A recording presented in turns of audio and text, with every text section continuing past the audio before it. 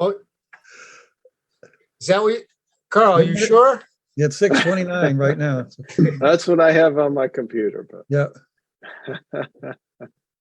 Carl, that's gonna be your clock someday, so I'm gifting it to you. Are you? Well, thanks.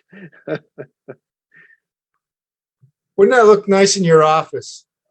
It would very much. There's a story behind it. I'll tell you that some other day. Oh, yeah? Oh, okay.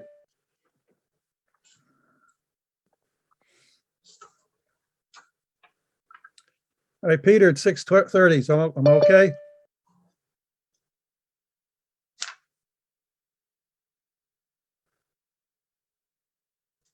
I guess. All right, pursuant to Chapter 20 of the Acts of 2021, certain COVID-19 protection measures were extended as they relate to Mass General Law, Section 30A, Section 20 of the Open Meeting Law. This meeting of the City of Westfield Conservation Commission we conducted via remote participation. Specific information can be found on the City of Westfield website, www.cityofwestfield.org. For this meeting, members of the public who wish to listen to the meeting may do so by turning into channel 15 or channel 12, or online at westfieldtv.org, or online at youtube.com/Westfield Community Programming Channel. No in-person attendance of members of the public will be permitted. Every effort will be made to ensure that the public can adequately access the proceedings in real time via technological means.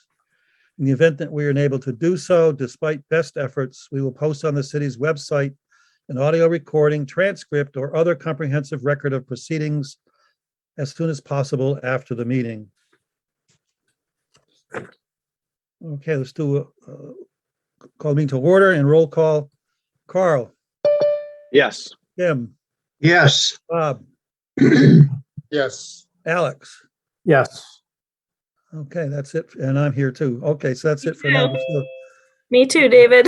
Oh, I'm sorry, Lauren. Didn't see you join in. Okay. So we're missing. Hey, Lauren. Okay. Welcome. So any member of the public like to address the commission on any item not on the agenda? All right, seeing none. Item 3, public meetings, RDAs. Hello. Can you hear 240 me? Russellville Road. Continue from Hello. 4/12/2022. Can you hear me? Yes. My name is Joshua Ouellette. I'd like to speak to you all Concerning what?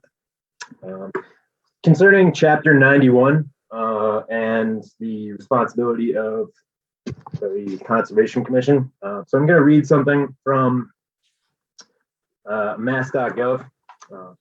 Little piece. Chapter 91, an overview and summary. Commonwealth's primary tool for protection and promotion of public use of its tidelands and other waterways is Massachusetts General Law, Chapter 91, the Waterways Licensing Program. The Commonwealth formally established the program in 1866, but the philosophy behind Chapter 91 dates back to the earliest days in the Massachusetts Bay Colony, most notably in colonial ordinances of 1641, 1647. Colonial ordinances codified the public trust doctrine, a legal principle that dates back nearly 2,000 years, which holds that the air, the sea, and the shore belong not to any one person, but rather the public at large. The oldest program of its kind in the nation, Chapter 91 regulates activities on both coastal and inland waterways, including construction, dredging, and filling in tidelands, great ponds, and certain rivers and streams. Through Chapter 91, the Commonwealth seeks to preserve and protect the rights of the public and to guarantee that private uses of tidelands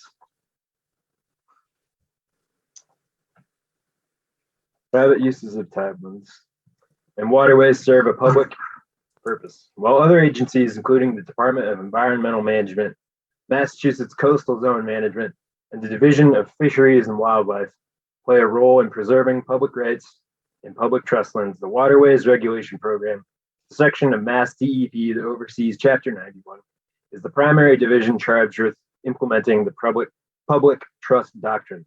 Specifically, the Mass DEP Waterways Regulation Program preserves pedestrian access along the water's edge for fishing, fouling, and navigation, and in return for permission, develop non-water dependent projects on Commonwealth tidelands, provides facilities to enhance public use and enjoyment of the water, seeks to protect and extend public strolling rights as well as public navigation rights, protects and promotes tidelands as a workplace for commercial fishing, shipping, passenger transportation, boat building and repair, marinas, and other activities for which proximity to the water is either essential or highly advantageous.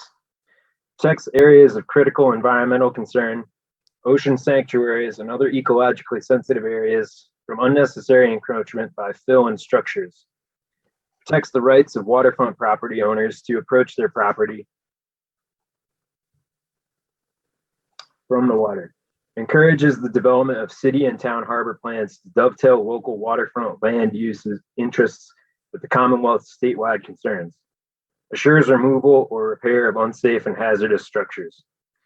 More than ever, the presence of a program like Chapter 91 is vital, especially because so many of the fastest growing regions of the state, such as North Shore, South Shore, and Cape Cod and the islands, are coastal areas.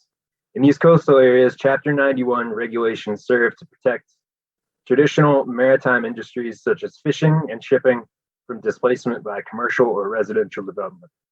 Now, I may just be a normal citizen or a member of the local herd, the derogatory nickname somebody used the last time I was in one of these meetings, but I have a right to go down to that waterway, and all these special permits in the area are destroying it. And I'm a very spiritual person. I don't normally talk about this publicly, but I view nature as sacred, and all of this development is destroying my ability to practice my religion at home. So how does this pertain to Westfield?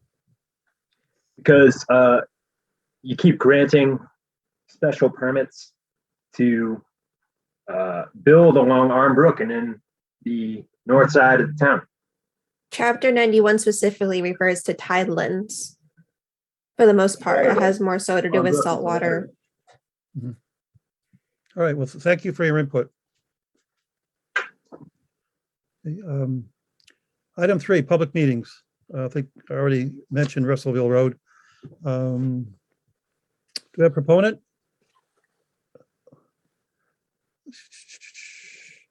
Okay, Karen and Annie, you went out there for a site visit. You want to update the commission? We did. Ann and I went out the day after, I think it was a 1-inch rain event.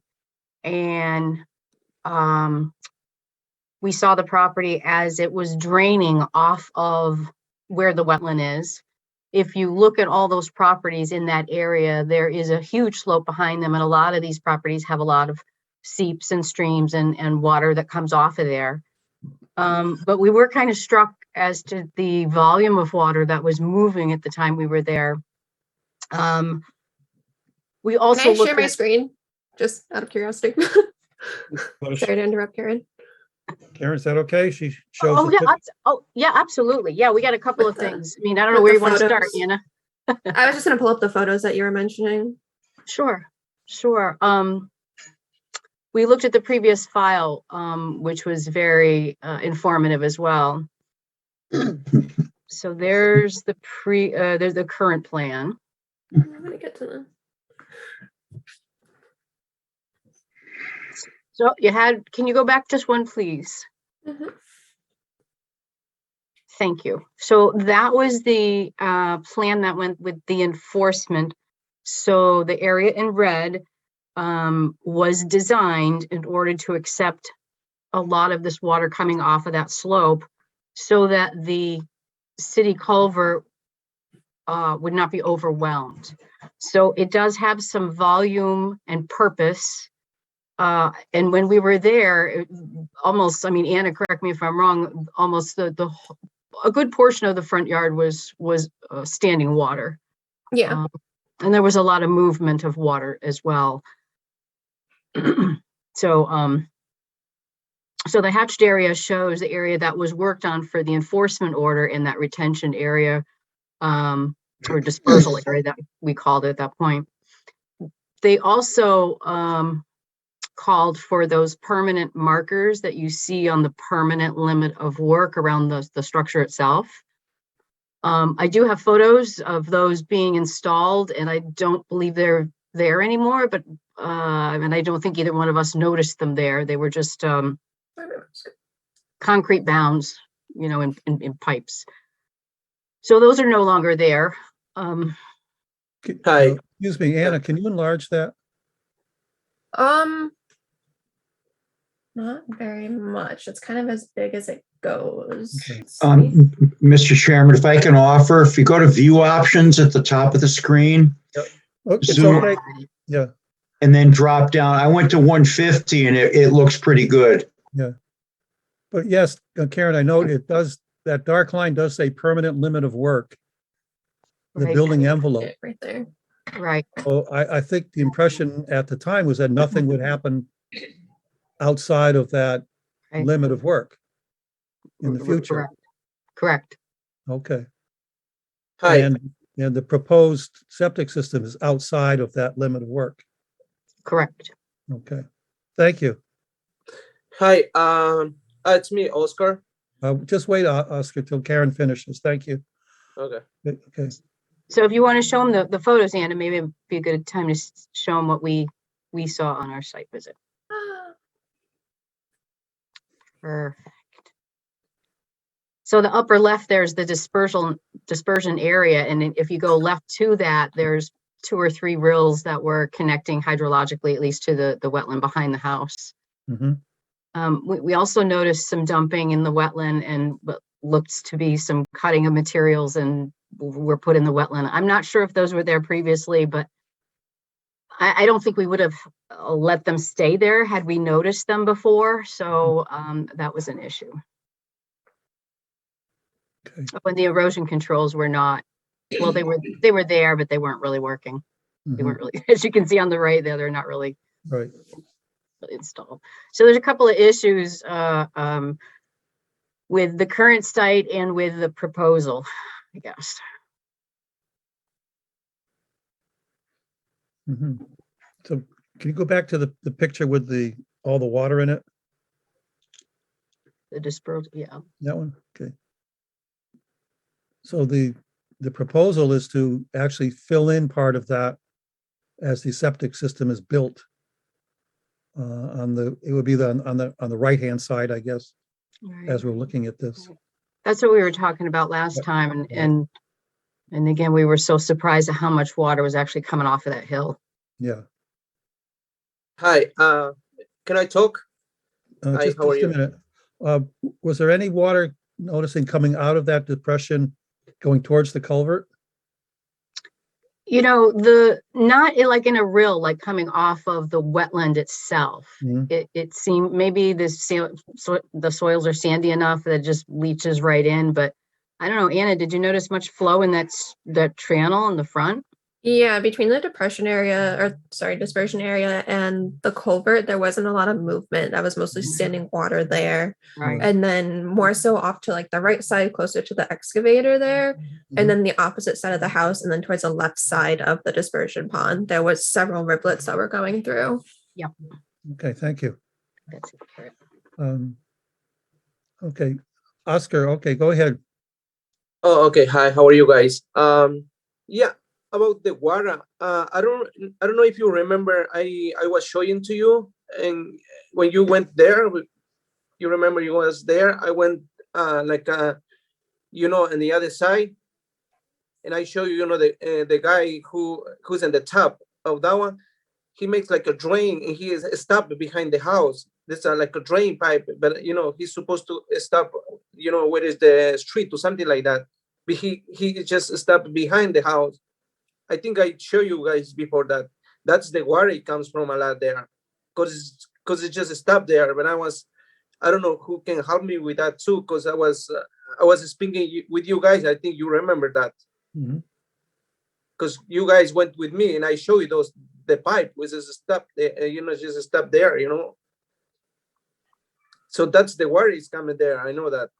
That's why I was showing to you, and also I show the health department too, but nobody do nothing about that, because I don't think it's the right thing the other guys just stop the water there, behind in my property.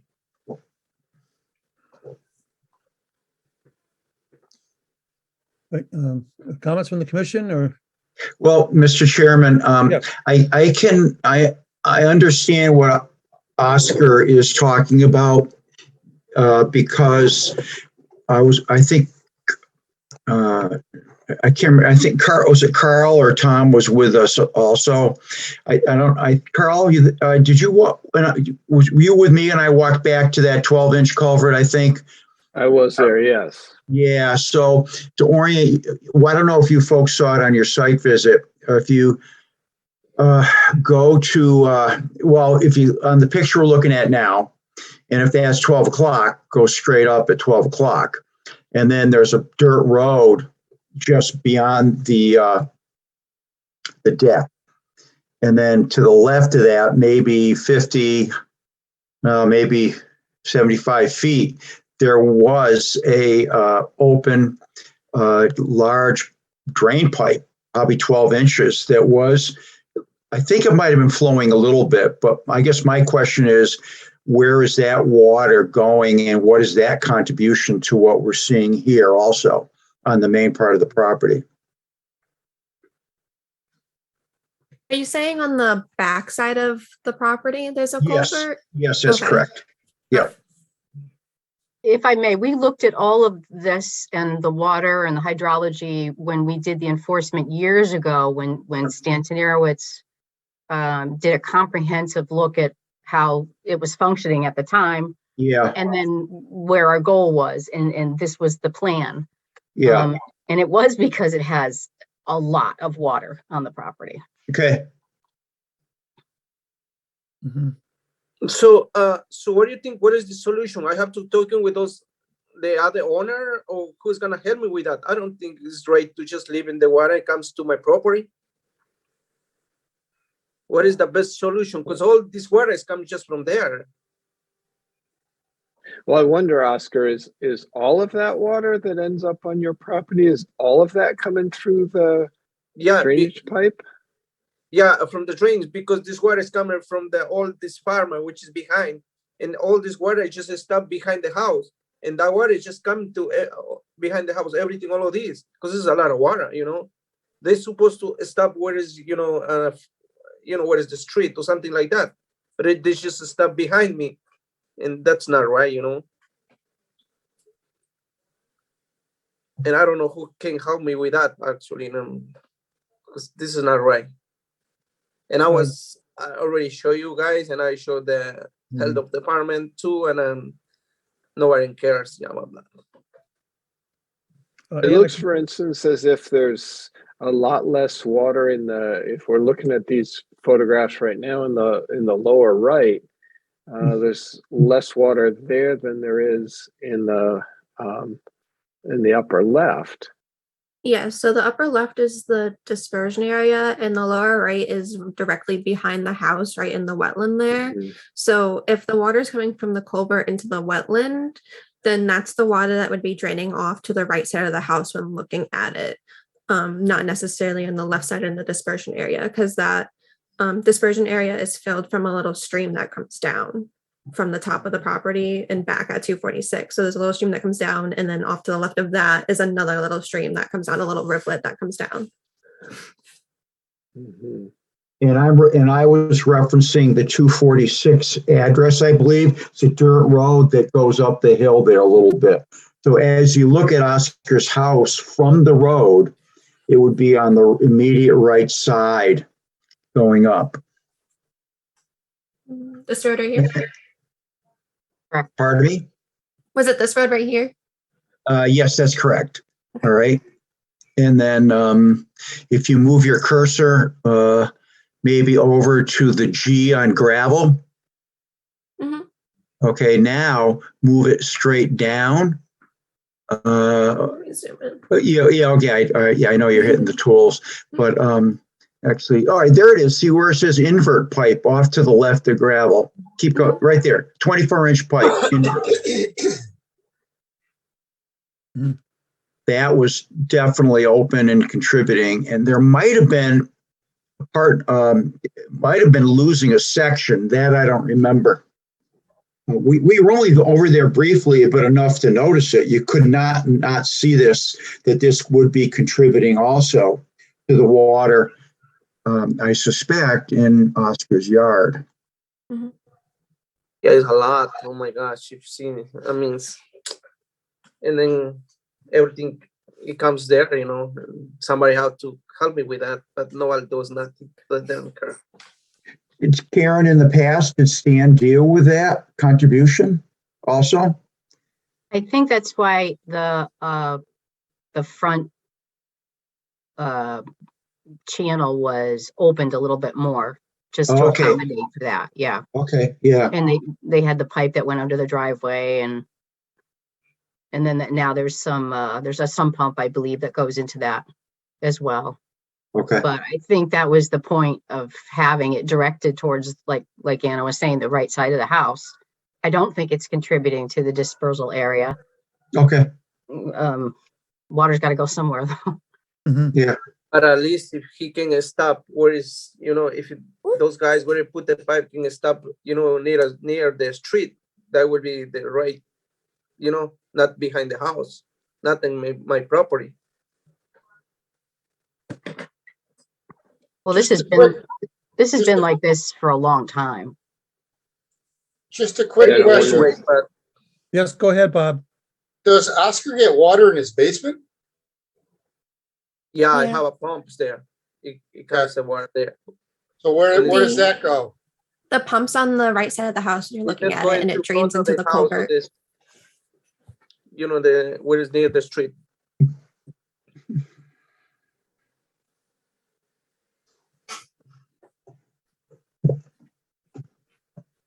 Mhm.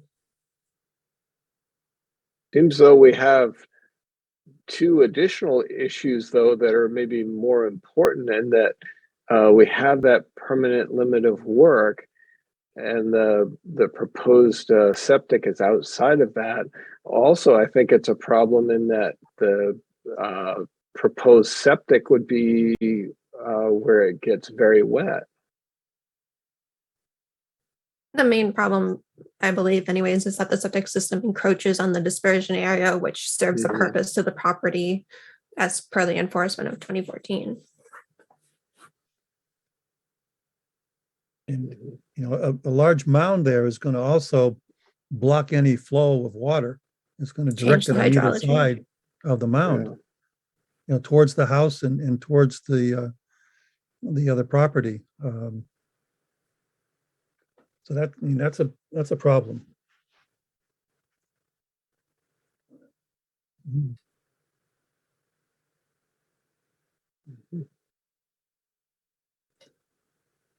Now, Karen, you had mentioned an alternative to this mounded septic system. Oh, yeah, I think even Mike mentioned it last time of the tight tank. I mean, we haven't really asked them to look into that if it's a viable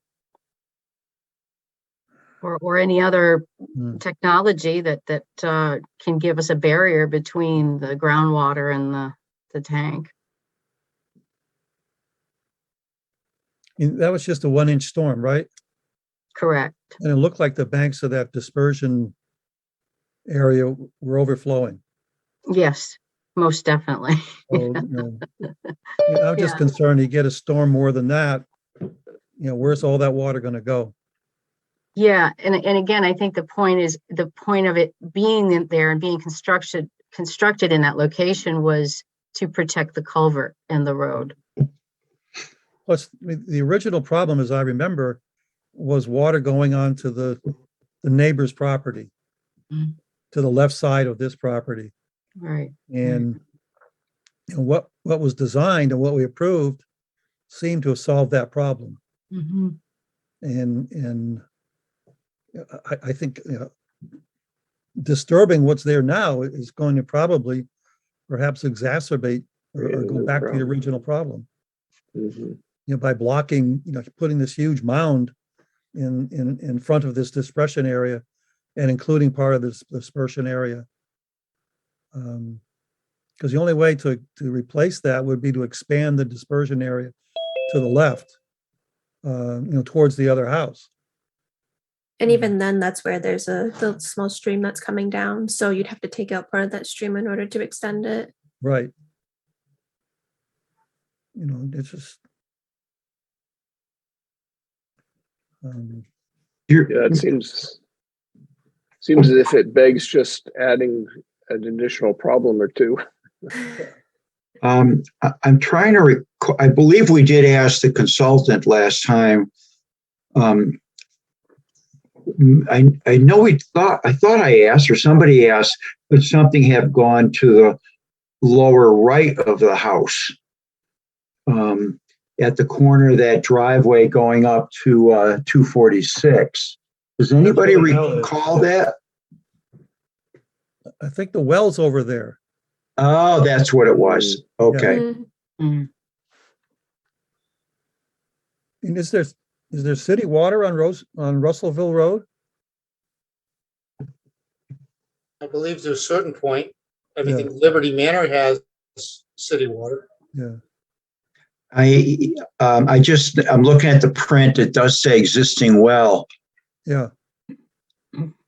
But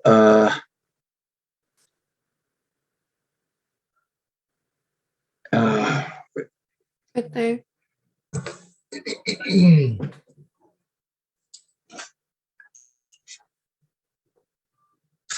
I know that Oscar's hired an engineer or sanitarian to do his design. But has our Board of Health weighed in on this as potential alternatives also? I don't believe so. No idea. I don't know. I wonder if they should be consulted on this. They may have an idea. It sounded like the Board of Health had okayed this plan, right? So they wouldn't have bothered with alternatives. Yeah. Right. So, if that was the direction, then they would have to be re-engaged. I just looked at the GIS. Looks like the water stops at Michael Drive, which is 10 lots south of this location. Really? Okay. Yeah.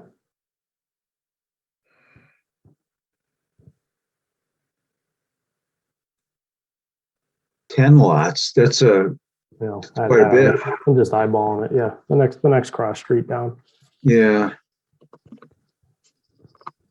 And the only thing I was going to add was that the discussion 2 weeks ago was progressing in the direction of, if there was fill in that dispersion area of replacing that volume that was filled, so that effectively it did the same thing it did hydraulically.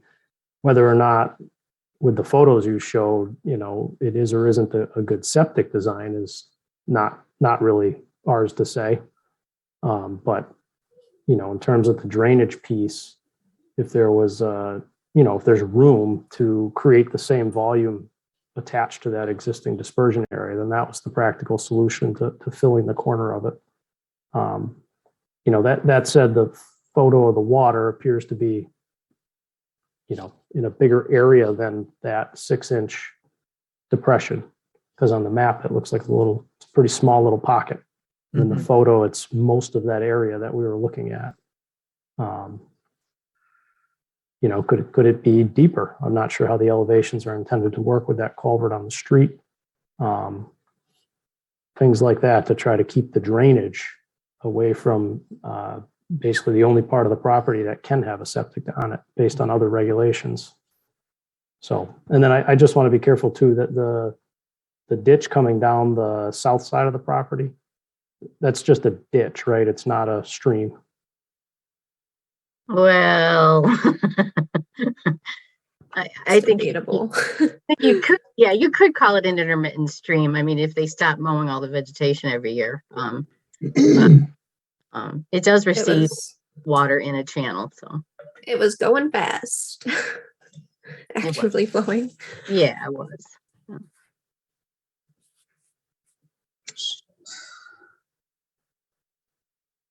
So that's technically a retention pond.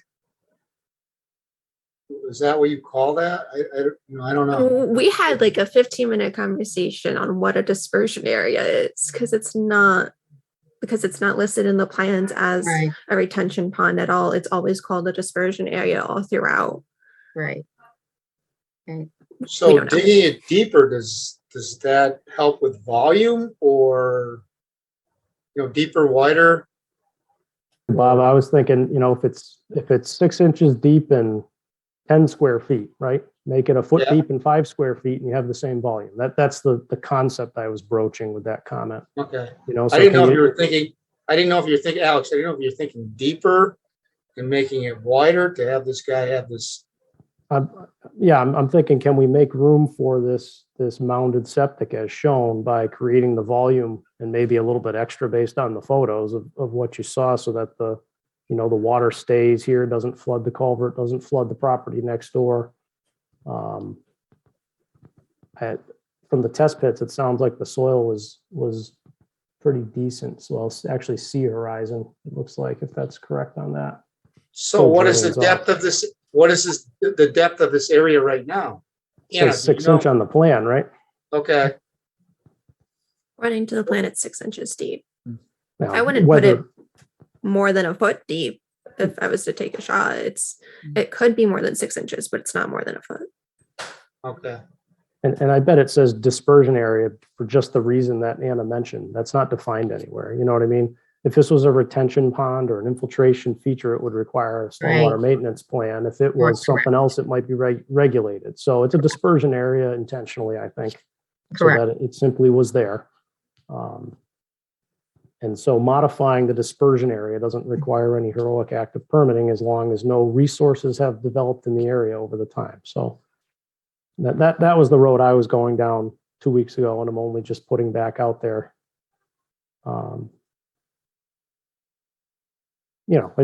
The photos tell a lot, obviously, about the water conditions on the site when it rains. But I'm also trying to balance, this gentleman's right to have a functioning house on this property. So the home exists, a failed septic exists.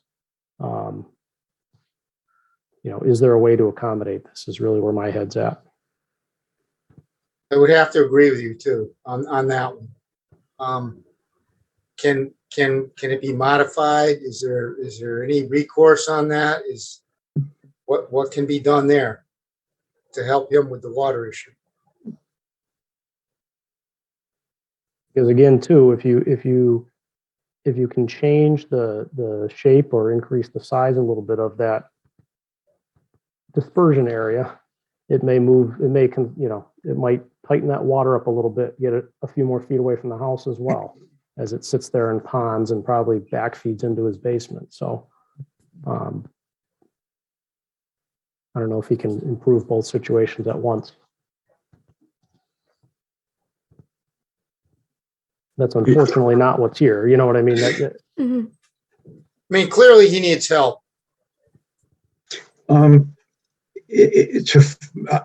I think, to go along with Alex's thought, is there another area that is not necessarily contiguous, but still would take a water contribution that can be excavated there? That's to Karen. You mean for the dispersal area? Yeah. To actually act as a retention and/or detention basin, something else that'll take that contribution, and perhaps could actually be a replication also, and we would gain something for the wetland as opposed to just an open area. Yeah, I hear where you're going. Almost expanding that and making it more of an actual wetland, which would, I think, Yes. behave better rather Yeah. than just a bowl. You have some vegetation in there that they don't mow down every year, and it will uptakes a lot of that water. And it doesn't have to be a circle. You can make it a L-shaped around the My opinion has always been those things should be irregular and natural looking. yeah. But we'd have to make sure that the volume is there so it doesn't overload the culvert, I think. And are we proposing that this detention basin includes the volume that we're raising. So we're raising this thing, what it's 4 feet. And is it going to be, because it looks like that whole area kind of floods. So are we proposing to correct for that entire volume?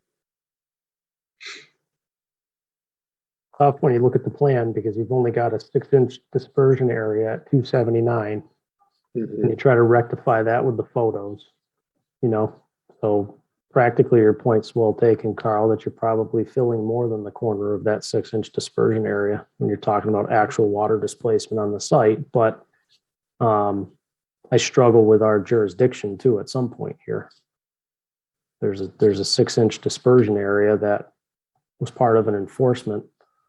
The rest is the way the site's behaving, but short of calling it jurisdictional land, I'm a little concerned where we're going, so that's I'm wrestling with that mentally a little bit. Are you questioning?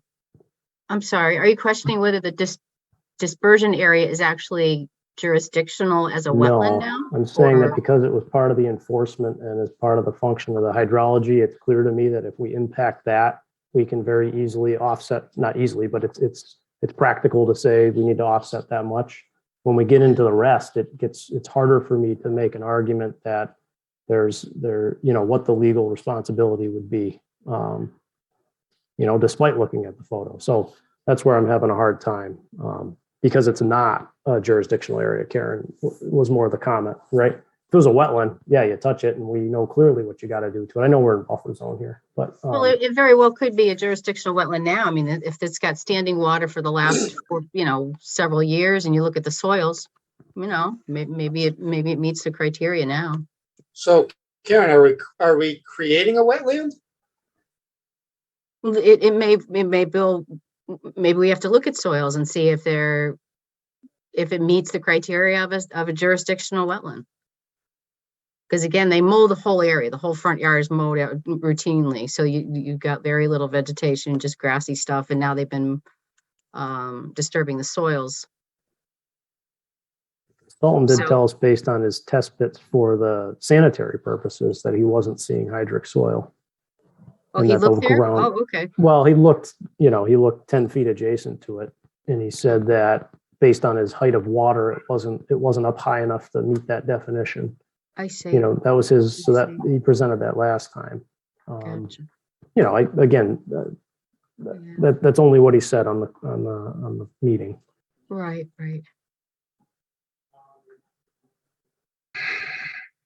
I'm concerned because of the high water table there and so much water on that property. You put in this huge mound.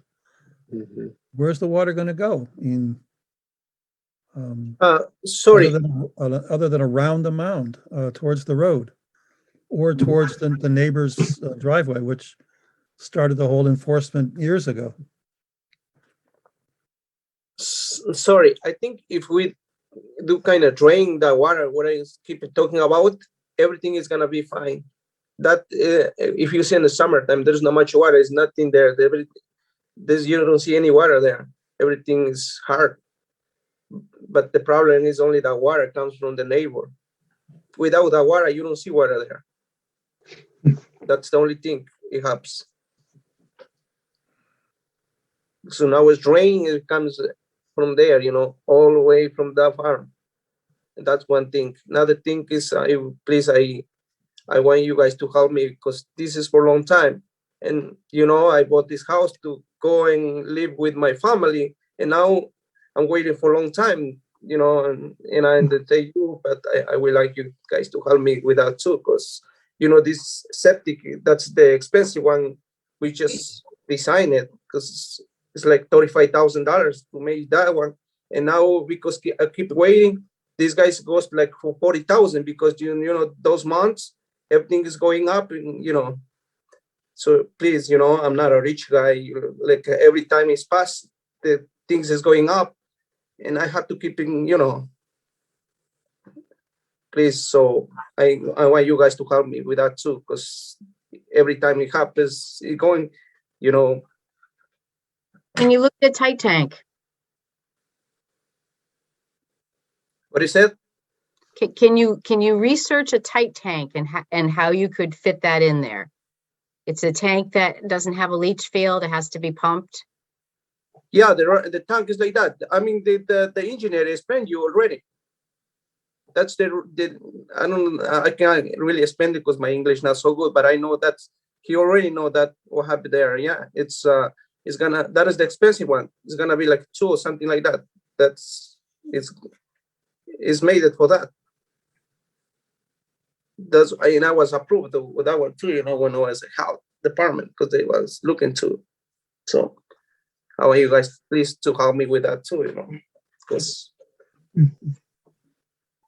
I mean, Hannah, you can know, put up the other map, please?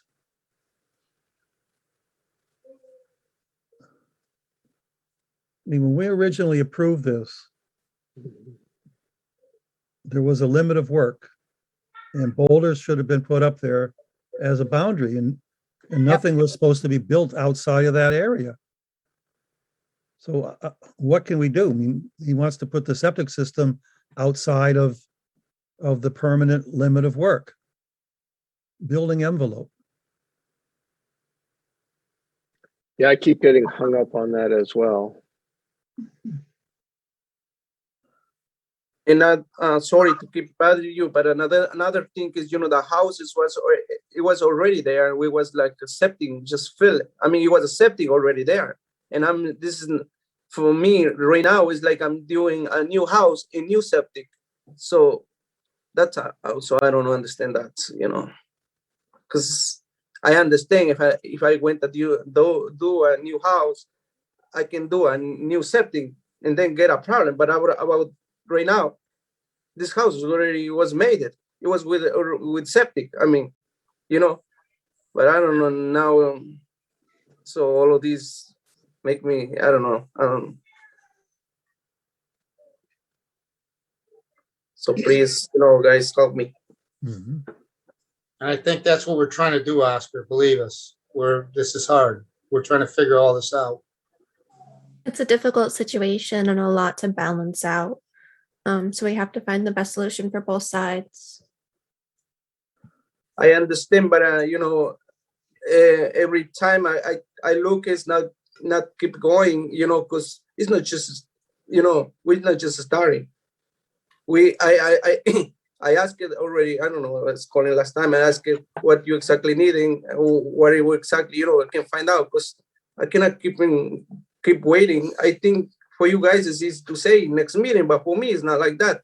I'm not a rich guy, you know, who makes money. I'm trying to go and live there to save, you know, and you know, so you gotta understand me that too.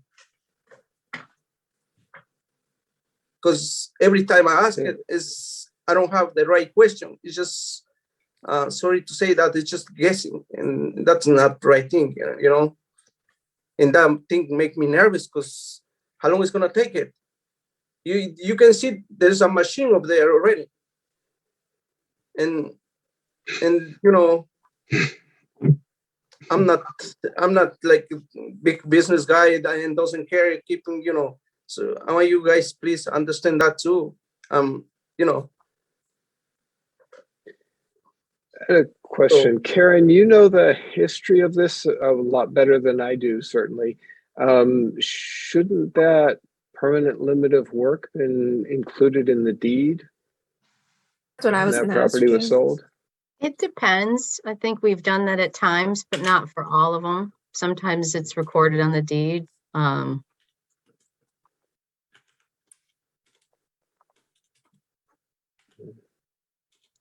I don't remember doing it for this one, so.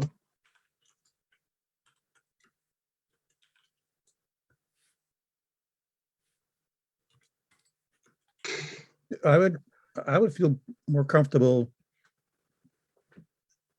having somebody who knows about water come look at this. I'm just not comfortable putting this huge mound there and having, you know, water go back into the neighbor's yard or water overflowing onto their street. because of this huge mound sitting, rather close to the street.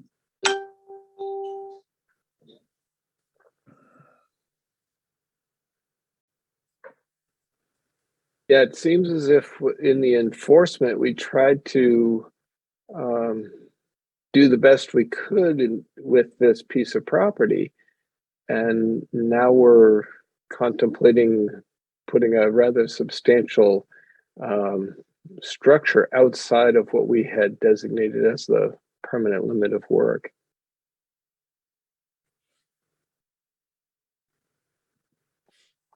Okay, any other suggestions or comments? I guess if we're gonna ask, that an engineer look at this water situation, I think we just need to make that clear to Oscar in terms of what we're asking of him. So, are we, like, if we're not open to the septic over there, we can't send him down this rabbit hole. So if we're comfortable with the idea of an engineer coming in and telling us, look, if we manipulate the dispersion area to this, or create wetland replication that serves the same function here, we can create enough room to put the septic. If we're comfortable with that as a working solution, and our ask is that there's essentially a stamp plan or at least a plan by a professional showing that, then at least that's clear for Oscar in terms of what he needs to do to get through this. If we're like gonna get that done and then double back on the fact that there's a permanent limit of work on this plan, like we can't send them down that road. So, I can see why we would have put the permanent limit of work on there. But if it's not deed recorded, how would he have known? Right. That's a difficult one for me too. Well, we can look at that and see if it was required. And the fact that we have photographs of the markers installed They're means there. that they were removed at some They point. were removed. Okay. Are they on the other survey plan? The proposal plan, Anna? I can't remember which. I know this one, it shows the existing ones.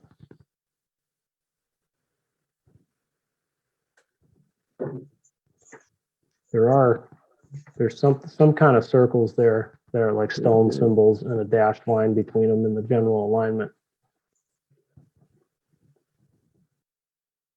But if there was no signage and no deed recording, they would have just been kind of odd stones placed around the house. Well, they were pipes, concrete pipes filled, so it was a little obvious that they were something of purpose. But I think to your question of deed recording is valid. We need to look at that. And if we're making sure that we are covering all of the potential issues, where exactly are the 50 and 100 foot borders to the wetland?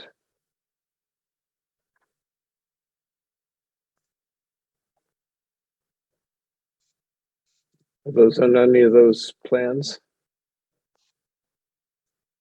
50 was on last week's plan or last time's plan. That is correct. Because remember, I had asked why he didn't This is change an the old date. plan. He never sent us a new one. So we had it, but we don't have a copy of it. Mhm. Okay. And if I recall, it was, the septic was not in the 50, but it was getting there. It was close, yes. The slope was in the 50. The slope, okay.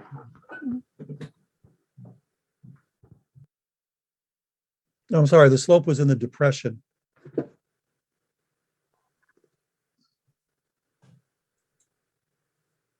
I would like to add also, and that we get some feedback from our local Board of Health and see if there's what their take. I mean, they deal with these things all the time.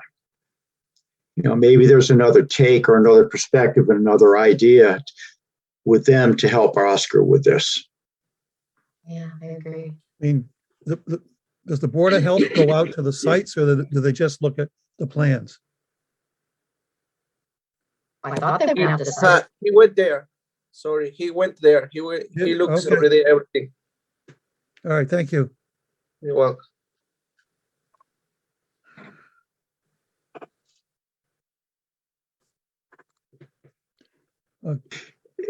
Karen, can we use I want us to think again, though, as a consultant?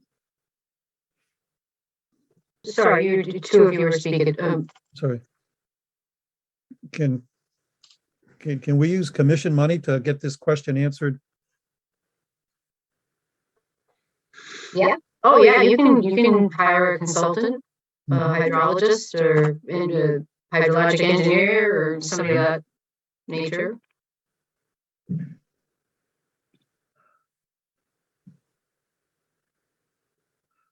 What is Oscar? What is Mike Petrus's credentials? Is he? After we have the meeting with you guys, he didn't call me back anything, because I was asking all the questions you want. But I can tell you, anything I ask him, he charged me. I cannot keep asking. It's he works per hour or wherever. Anything I do, I have to pay it.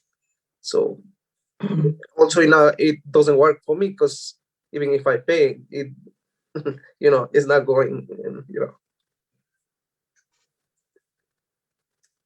Aaron, I think his stamp on that plan says civil. So if, if the commission was willing to engage him, would see if he could answer, you could ask him if he can answer the question. Mhm. But I think the chair was suggesting potentially that we could help a little bit, with basically get a consultant to look at this on our behalf. Right. And I would support that at this Yeah. point. Mhm. If the engineer that's already familiar with the site is also familiar with that type of work, I'd be comfortable with him. If not, then we know others. Can he do a dual role? Can he take both sides? Ooh, that's a good question. That's probably a good question, Bob. I'd like to probably get somebody who's neutral. Yeah. Yeah, You're right, that's a good Bob. question. Yep, I agree. Bob, I'm sorry, you broke up and I had a hard time hearing you. Sorry, Jim, I didn't know if he can do both sides. If he could work for us and work for Oscar. We're just trying to come up with something here. Yeah. Well, I want to go back to using replication as one potential tool. And so there is a gain of the actual resource area also, but also solves the other problems. And I think also the contribution of the water from the neighbor above him has to be considered, and what impact is that having on his property? Because it's contributing to this problem. So what if you made every other inch of the front yard except the septic to be a functioning wetland, so that would receive and handle all the water coming off of that? And just for argument's sake, even if you were to allow the mound, then you've got additional wetlands that are created specifically to handle this excess water. I mean, you do have some room in the front, like Anna says, there's a stream to the on the left of the property, and then there's that channel in the front, whether that's jurisdictional or not, whatever, but you still have to work within those confines. But what if you just did the whole front yard or whatever? It would revert to wetland very nicely. There's plenty of water. So increase the whole depth of the front yard and just continue with that 6-inch. Just make it all wetland. Yeah. Just continue with that, Karen. Yeah. Karen, I'm sorry, Karen, you're breaking up. I don't know if others are picking it up, but I'm picking up quite an echo and a breakup on you, Karen. Yeah. So I'm just suggesting making the whole front yard a wetland, other than where the septic is. Maybe that would be, attenuate all that water. Well, that's a question we could pose to the consultant. What are alternatives or options?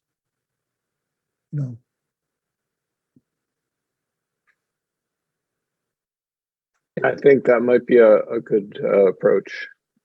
I do too. Also, as long as there's some extra capacity in it, also to resolve everything.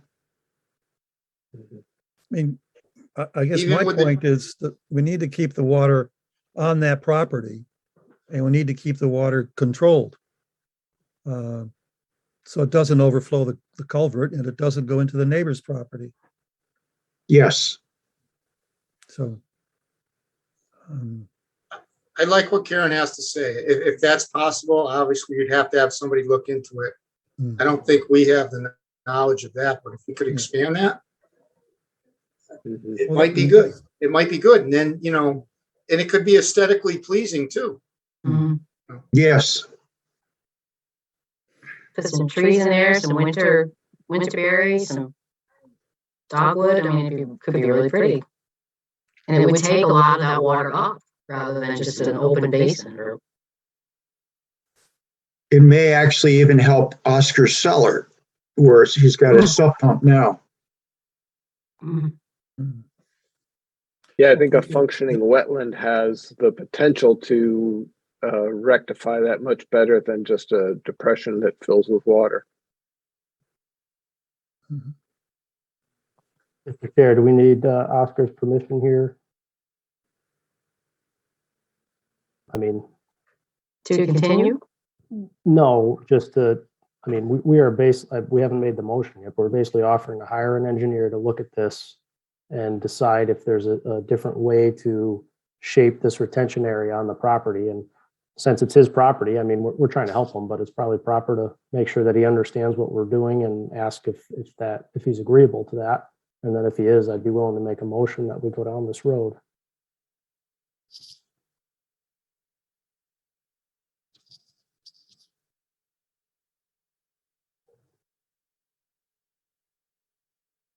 Yeah, I agree with that. What do you think, Oscar? I mean, I need to be done. I cannot keep waiting too long.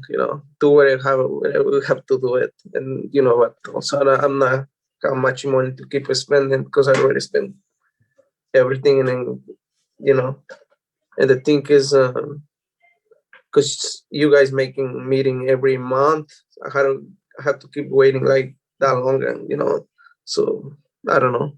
I don't know what to say, but well, we're spending our money, not your money. I just want to be done. Yeah. The soonest you can, please. That's what I can say. All right. All right. If there's no other discussion, entertain a motion.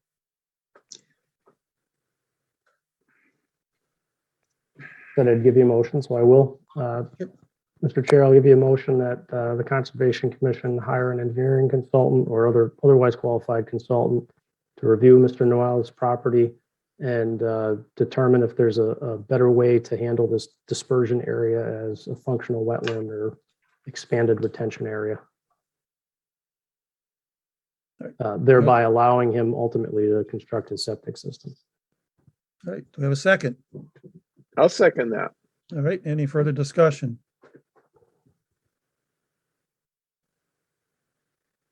Seeing none. Anna, you can stop sharing now. Thank you. I have to find it in my tabs.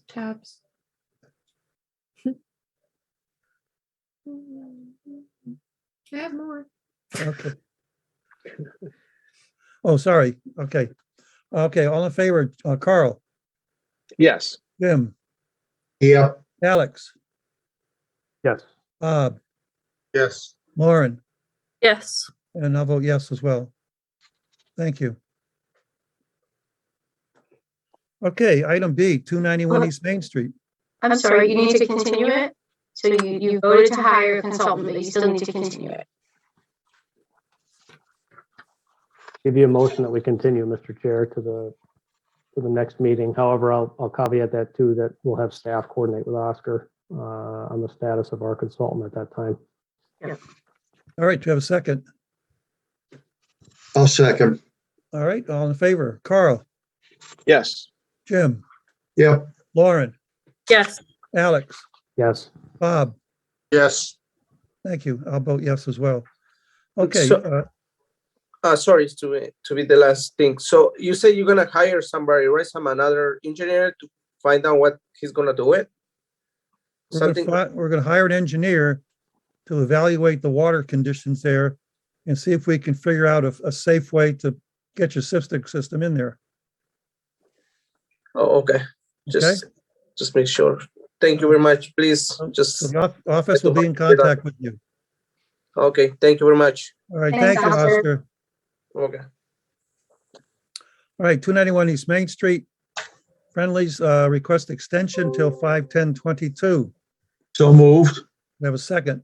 Second, All in favor? Bob, Yes, Carl, Yes. Jim, Yep. Lauren, Yes. Alex, yes.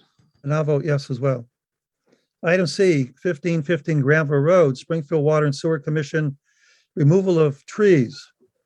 So in accordance with the provisions of Massachusetts general laws, Chapter 131, Section 40, public meeting will be held on April 26, 2022 at 6:30 PM by virtual meeting regarding a request for determination of applicability submitted by Springfield Water and Sewer Commission for the removal of trees at West Parish Filters Water Treatment Plant Campus. The work that is proposed is subject to jurisdiction under the Wetlands Protection Act and the Westfield Wetlands Ordinance. Location of proposed work is 1515 Granville Road in Westfield. Chair, I'm going to recuse myself from this item. Do we have someone to speak on this proposal? Yes, hi, my name's Nicole Sanford. Welcome. Hi. Would you like me to start? Yes, please. Okay. So my name's Nicole. Good evening, everyone. I'm the Water Resources Manager with Springfield Water and Sewer Commission. So we did submit a request for determination of applicability on April 1st to remove trees that are dead, dying, or within close proximity to critical infrastructure on the West Parish Treatment Plant campus. So the RDA that we submitted included a letter describing the work, photos and figures of the trees in proximity to the critical infrastructure that I mentioned. So we're looking to remove about 29 trees within 200 feet of Cooks Brook, and those trees are shown on the figure as red dots. And we're requesting a negative determination of applicability because we believe this work is exempt from the Wetlands Protection Act, as it's in keeping with the maintenance of a facility used in the source of the public to provide drinking water. All right, thank you. Anna, did you have a map to show us or plan? I unfortunately do not, because I never received, oh, this might be it actually. It was just thrown in here. Nope, I never received a digital file of the plan. I only had physical copies at my disposal in my office. Unless it was thrown into a different folder and I just can't find it. Okay. Well, I think we need a site visit anyway, just to look at the site and the trees that are requested. Are they marked, Nicole? Yes, actually they are. They're all marked with blue paint. Okay. Yes, and I spoke with Anna the other day. I'm pretty sure we did send an electronic copy and a hard copy as well to DEP too. Yeah, I understand that there's a site visit. I think we have one. Do we have that scheduled yet? Yes, May the Yes. 2nd at 2 p.m. Okay. All right, thank you. Any questions from the commission?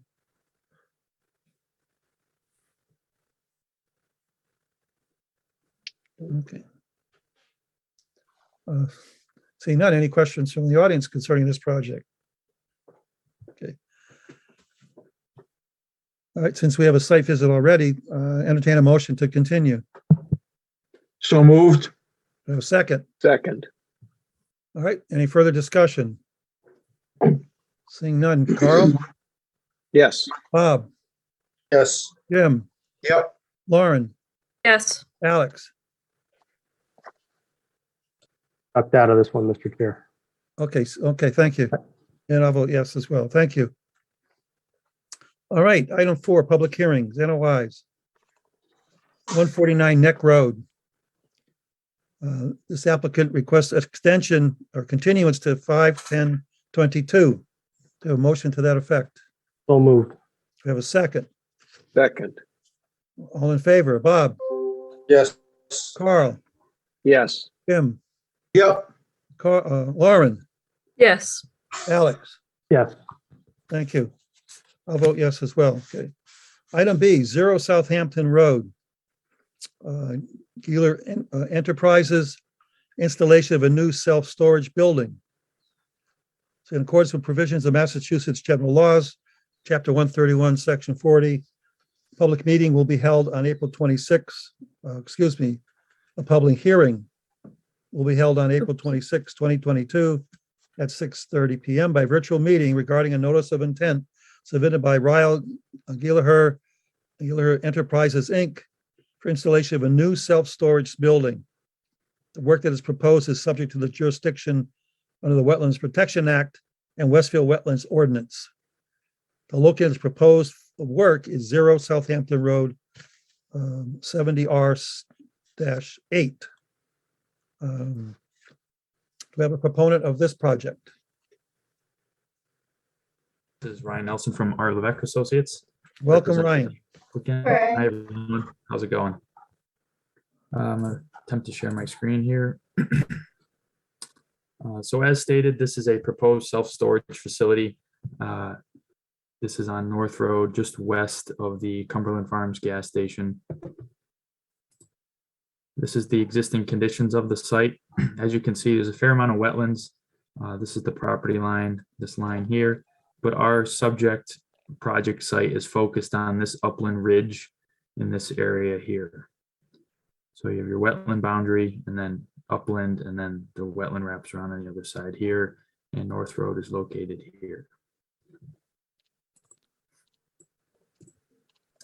In terms of layout, there's 4 self-storage buildings proposed, 2 in the center and 1 longer one on the west side, 1 longer one on the east side. It would be a stormwater dry detention basin located at the low point of the site to the south. Parking is located up front, and then there's paved drive aisles and parking areas amongst the buildings. We go to our site grading plan. As I mentioned, there's a upland ridge that bisects this project site. So it'd be cutting that down slightly with side slopes to the, that'd be to the east. And then also that dry detention basin being built on the south end of the site here. And the way that this would work is that under proposed conditions, stormwater from these improved surfaces, the building and the pavement, would be graded to low points within the paved parking areas where there's catch basins. Those would be routed to a water quality treatment device located here, and then discharged to a sediment forebay in the detention basin to settle out suspended solids. It would go over the sediment forebay weir, and then it would go to an outlet control structure located here. Since this is a dry detention basin, the flow is meant to meter. So there's an orifice located on this outlet control structure that would meter out water at a certain dose. And then there's also an overflow at the top of the rim, an open grate, in case water was to be built up during a larger storm event. And then the case of an emergency event due to high flows, an emergency overflow, grass overflow is located here. In terms of wetland resource area impacts, this project's located only in the buffer zone. We have our wetland boundary here. Here's our 50-foot wetland buffer. And the project has been designed so that the limit of work stays outside the 50-foot wetland buffer the entirety of the project site. You can see here's the 50-foot wetland buffer and our proposed silt fence line, this SF line type that goes around the site. We did many test pits on site to determine groundwater, and that's been taken into account, obviously, for this detention basin design.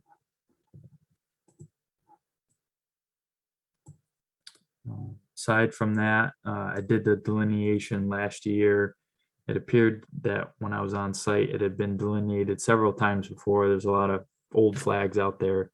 The delineation is pretty straightforward. It's well defined by topography and vegetation change.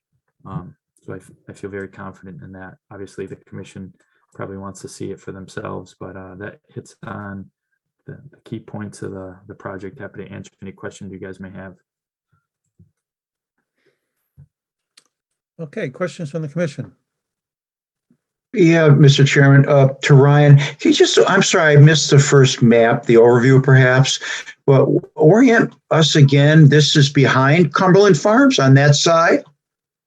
Yes. So this is Route 10 202 Southampton Road right here. And Cumberland Okay. Farms is this parcel right here. Okay. So down North Waterways on the left. I think Oh. Armbrook Village is right here. Where's my Armbrook? Armbrook is within this wetland right here. Okay. Okay. Thank you. Mhm.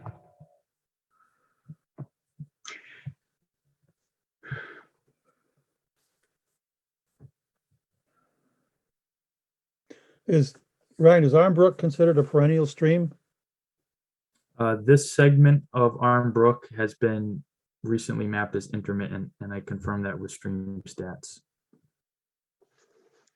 Is it USGS? I'm sorry, is perennial? No, it's shown as a dashed intermittent stream on the latest USGS. Okay. Could you submit the stream stats stuff to us? Yep. Thanks. Can do. Ryan, are there any certified vernal ponds up here? I had thought there was, but I'm going back. Not within the vicinity to this project site, no. Okay. This wetland over here is mildly sloping and didn't really have any inundated water. Obviously, there's a stream within this BVW Armbrook, but I didn't notice any vernal pool areas, no. Okay. But specific, just certified. I thought some were done up there. Okay. Is there a category on GIS for vernal ponds? Vernal pools? On Mass Mapper, it's formerly called Mass Oliver. The new Okay. version Mass Mapper, it does have a layer for certified vernal pools. Okay. Could you just double check that, please, if you haven't? Yep, certainly. Thank you. So Ryan, because this is intermittent and not perennial, the 200-foot jurisdiction doesn't apply to this site? That's correct. Okay. Other questions from the commission? Yeah, Mr. Chairman. So to Ryan, could you point out Armbrook again on the map? Sure. Okay, and does that go under it goes under the road in a culvert, if I thought? Yes, that's correct. Yep, the culvert shown right here. Yep. Okay. Yep. All right. Thank you. All right, so we'll need to schedule a site visit. And Ryan, like you did out on Fowler Road, could you, before we go out there, put some markers at the corners of those buildings, proposed buildings? Sure, we can do that. Just the exterior ones or the ones within the buffer zone, these two interior ones, I guess. Yeah, do them all. Yeah, do them all. Thank you. Okay. Yeah. And your flags are out there. We can see those. Yes. Okay. I could ask too, delineating or somehow marking the 50 and 100-foot buffer zones would be useful also. Okay, we can put some out there. All right, thank you. Other questions before we vote to continue? Mr. Chair, I have Yes. an email from a Joan Carell who couldn't attend tonight's meeting but wanted me to read this off. Okay. So she says, I'm sorry that I have a conflict and not likely I will be able to attend. A number of years ago, I was involved with the evaluation of roughly that same property, and I'm trying to recall the details. At any rate, it was deemed not buildable because of water issues that included wetlands that impacted our aquifers, as well as some part of Southampton Aquifer. I'm trying to remember if there were any endangered plants or animals. I think there were, but I cannot swear to it. Armbrook stood to be hurt by the project. I think Mark Noonan was involved from conservation. About 10 years ago, property on Southampton Road across from 1295 was turned down for storage sheds again because of the wetland concerns. The reasoning might be the same here. There is no control over what is stored, and there's possible danger of toxic material getting washed into the groundwater. Perhaps safety factors are better these days, but just please be aware. And I'm wondering if I can find the records from those times or if you have any access to them. If I do find them, I will pass them on. Thank you for the work that you do and for the attention to this matter. Joan Correll. All right, thank you. Mr. Chairman, I Yes. can speak Yes, Mary Ann? to that a little bit. Well, Mary Ann first. She's got her hand up. Hi, thank you. Mary Babinski here. Can you hear me? Yes. Yes. Good.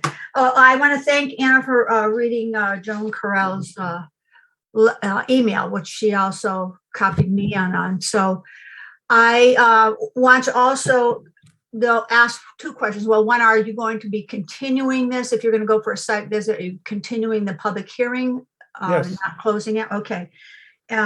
And I also don't want to know that, because no one has mentioned it right now. Joan kind of alluded to it in her email, is that there is a part of this property that is over the water in the Water Resource Protection District. That means the aquifer. And we know that in our Water Resource Protection District zoning ordinance, Article 3, Section 3-170, that in case of a lot being partially within the Water Resource Protection District and to achieve the purposes and the intent of this ordinance, the use regulations, review thresholds, and performance standards of Section 3-170 shall apply to the entirety of the property when any alteration or development is to occur within the limits of this district. However, a special permit issued by the planning board or applicable permit granting authority may allow for exemption of any portion of the property not within the delineated Water Resource Protection District from any provision of Section 3-170. We know that one of the prohibited uses in the Water Restriction District was listed as storage facilities, any self-storage business, which this is intended to be. So I hope that that's taken into consideration. I know they're going to go before the planning board on the 2nd of May. So there'll probably be other people who have concerns about this again on the north side being a project, more development and self-storage, not knowing what's going to be going into them. I'm sure all those questions will probably come out at the planning board meeting. Issues that might lead to further difficulties with our aquifer, which we share with other communities like Southampton and East Hampton. That armbrook flows into a good portion of the edge of the aquifer or recharge area as it flows south. So that is of concern to a lot of people who have been bothered by the continued development on the north side, especially now on North Road seems to be a target. And of course, Service Star and Maderos, as you probably already know. So we hope that's taken into consideration. So I don't know if you pay attention to that or not, if that is considered, but I know having worked on the Water Resource District zoning when I was on the city council, there are, and being in contact with the Mass DEP, there are several interim wellhead protection areas very close to this property and where this development is going to be. And one of them is where the White Oak School is. And I guess there's another Dion Label LLC. There's a intermittent wellhead there too. So I think we need to seriously look at that area and the potential for creating issues with not only wetlands, but also our aquifer and armbrook, which seems to be getting dealt a lot of difficulties because of increased development as it flows down from the north side south. So thank you very much for giving the time for us to speak today. And I hope that it gets continued too. Thank you, Mary Ann. Yes, I will. Anna, we haven't received DEP comments yet, have we? Not that I'm aware of, no. Okay, thank you. So they may address some of the same issues Right. as well. Thanks. Okay. like to speak? Yes, sir. First of all, I have to say that Armbrook is not an intermittent stream. That's false. I can view it from my bedroom window, and I regularly go down there to pray, and it's always running. It's a perennial stream. That's not true. Secondly, I have a number of questions. So, number one, this is going to be a self-storage facility, and they're looking for a special site permit. What is so special about a place for people to store their extra junk that it justifies destroying an ecosystem and wetlands? Because I think the way God made it is pretty special. What's so special about that? It's just a place for people to keep their extra stuff. Okay. You had another point? Well, I want an answer to my question. First of It's all, not it's not up to us to answer your question. well, my second question is, it's your job to protect Westfield's natural resources, correct? Our job is to enforce the Wetlands Protection Act. And put As written by the state. So the purpose of that act is to protect our natural resources, right? Wetlands. Right. It's to control activities in resource areas or in buffer zones. Yes. Okay, so you get paid by the taxpayers to do this, right? Yes. Yes. So how would approving this project do that?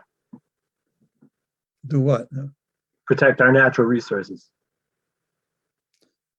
Again, projects are submitted that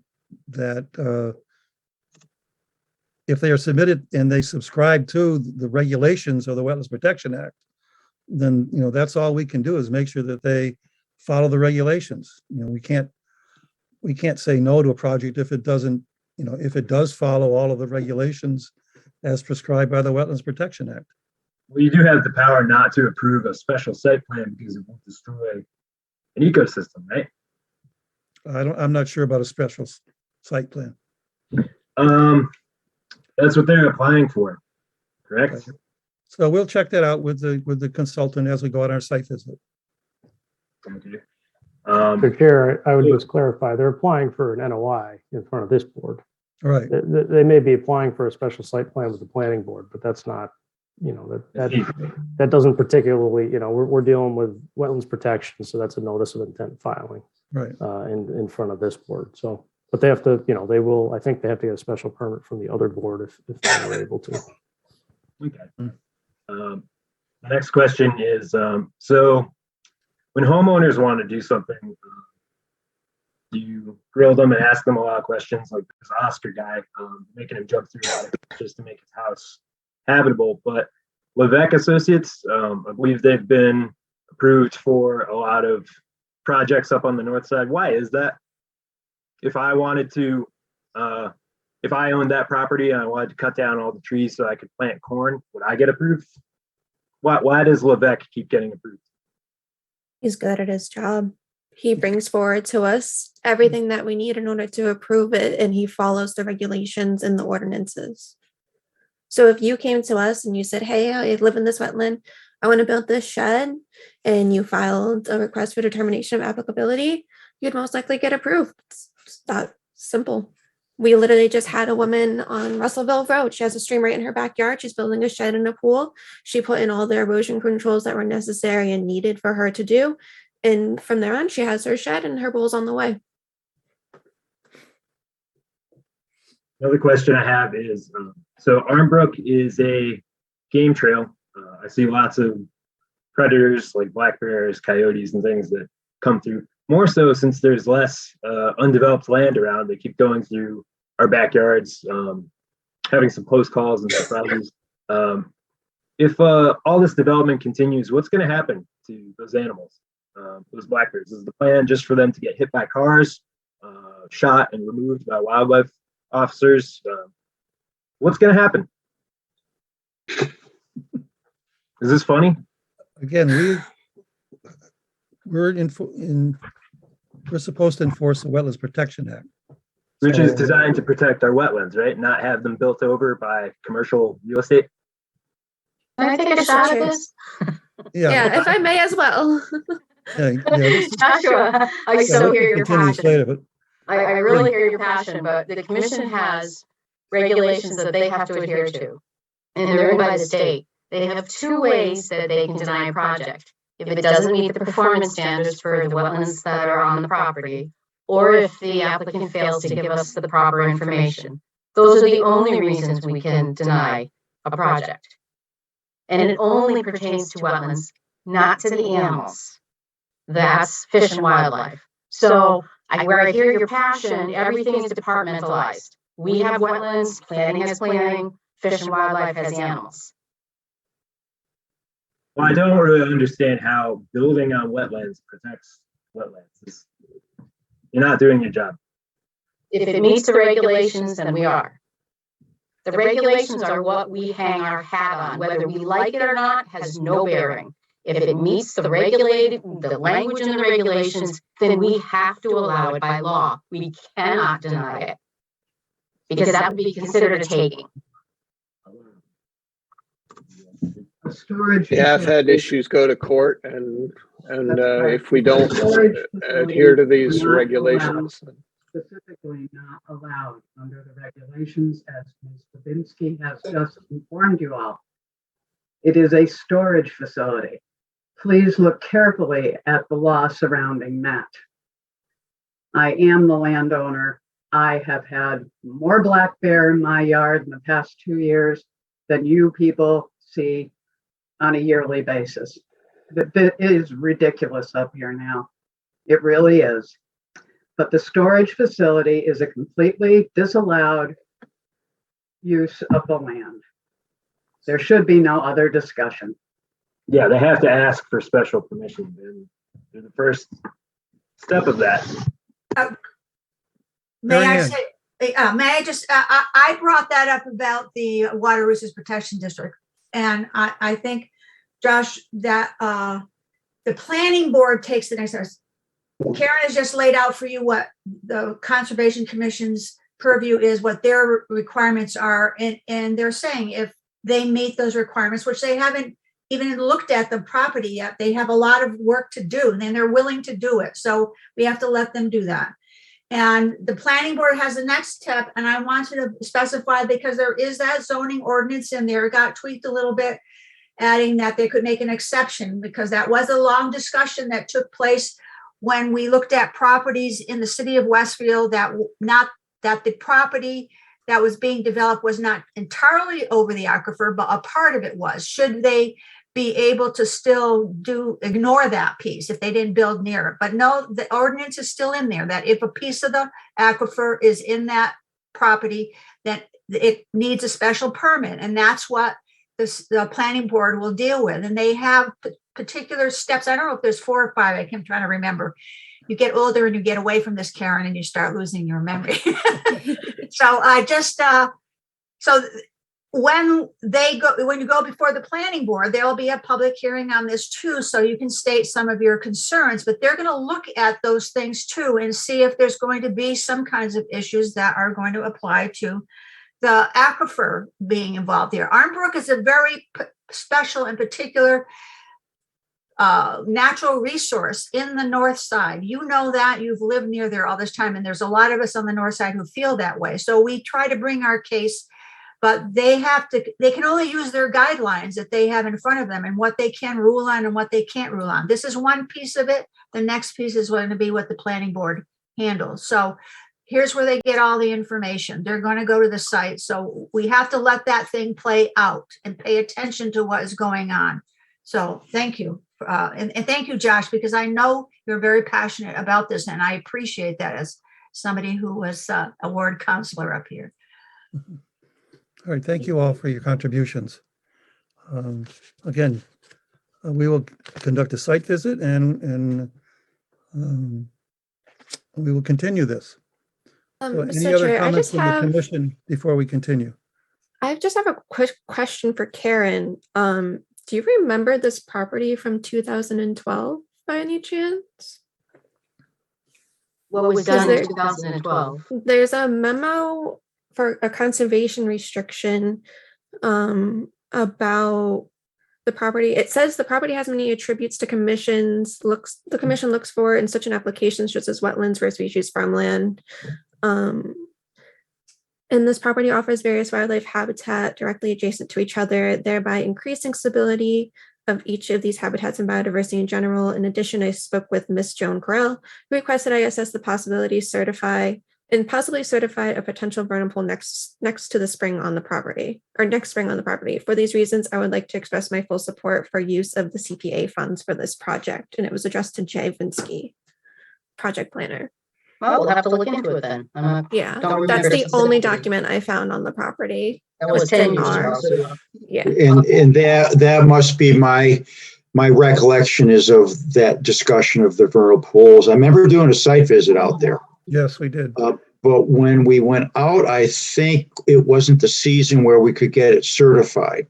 You recall Yes, that? it notes in here to assess the vernal pools in the following spring of 2013. Okay, then that's what it was. Okay, all right. I can look through the physical documents in storage tomorrow. Thank you. Thank you. All right, any other comments from the commission? Karen or Anna? Okay. Can I entertain a motion to continue? I'll move. We have a second. I'll second that we continue to 5:10. 5:10. Thank you. All right, all in favor? Jim? Yes. Carl? Yes. Bob? Yes. Lauren? Yes. Alex? Yes. And I'll vote yes as well. Thank you. Item 5, enforcement. Castle Hill Road. Again, this is the property with the steep slope behind it. We have an update. Karen and Anna, I think you went out to this property. yeah, I guess you guys had him do some minimal erosion controls and then come back in the spring to see what the permanent fix is. Right. How many of the commission has been there? I've seen it. Anybody else? Not I, no. Yeah, I went out there with Meredith, I think, in the fall. Okay, it's quite steep. It's not even, it's too steep even to work on. Right. So it's something where you have to like deploy the materials from the top of the slope and hopefully it takes. So what Mr. Kopatz has put on the area so far is I guess he dumped some materials, is that correct? Yes. Yeah. Dump the materials such that now his property extends beyond his both neighbors on both sides. So now he's got a little extension on his property. So the soils are really not good soils, they're garbage soils. He wants to, initially he wanted to cover the whole thing with mulch, and I said that wouldn't fly. So we talked about, since the soil that he has put down is insufficient for growing, he needs topsoil. And then I suggested rolling a mat down the slope, something that doesn't decompose too quickly, impregnated with some seed of some kind, and getting that to start growing. But he's still got the tobacco netting, which is not doing a whole lot. I mean, it's doing something. He's got the erosion controls at the bottom and at the top. That's good. But the fact that he wants to bring in more materials now is just going to extend this even further. So it's kind of a weird fix. But I can't think of anything other than something that would cost him quite a lot to engineer and construct.